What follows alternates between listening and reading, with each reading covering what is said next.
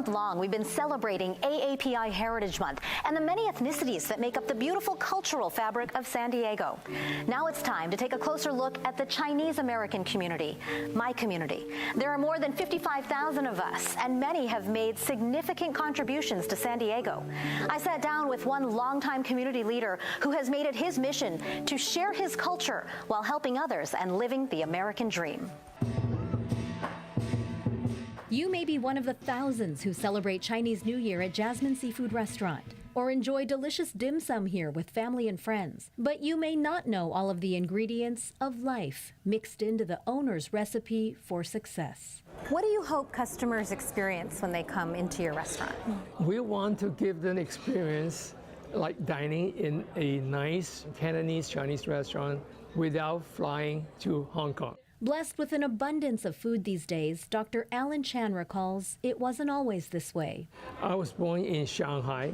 He says the early years weren't so bad. Here he is in kindergarten. But soon, changes in farming policies along with droughts and floods led to a catastrophic shortage of food. He recalls standing in line every day to get his small share. Life was getting hard because of the famine. The food supply had been rationed, and I still remember, okay, we have coupons or tickets, but we still had to get in line. Okay, early in the morning, like 5, 6 o'clock in the morning, we had to go to the market and get in line to get what we needed. The Great Famine killed an estimated 30 million people, but when he was 11, he and his family managed to make their way out of mainland China and survive.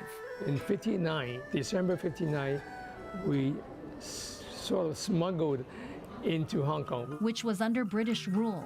About a decade later, he came to the U.S. to study engineering at Fresno State, but switched his major when he learned you could become a permanent resident if you worked in healthcare. The only way for me to stay in the United States is to, and the easiest way, okay, is to become a doctor or pharmacist or nurse. He became a pharmacist, then a chiropractor, and settled down with his wife Janet in San Diego, where they raised 2 daughters. But he never gave up on this dream. I supported myself through college working in Chinese restaurants, and always something in the back of my mind that someday maybe I'd like to own a Chinese restaurant. Jasmine Seafood is now the largest and one of the oldest Chinese restaurants in San Diego, serving customers in Kearny Mesa since 1994. And this is the soft pink dumpling. We found this video in our archives, taken just weeks after it opened, nearly 30 years ago. This is the shrimp siu mai, and this is the pork siu mai. This San Diego staple offers a true taste of tradition. I love to do my part of sharing the Chinese culture. Teaching the proper way to pour tea and how to say thank you with a 2-finger tap. Like 2 knees on the ground and bow all the way down. But there's much more on the table here than food. At 74, Dr. Chan still lives by his late mother's teachings to always remember the origin of the water you drink. Humbled by his successes, his life's mission is to give back. How much have you donated into the community?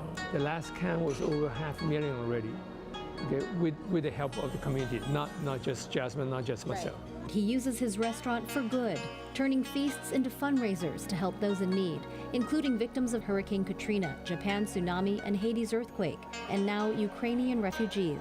This month, he received a Lifetime Achievement Award from the Asian Pacific American Coalition and was recognized by San Diego's mayor and the California Assembly.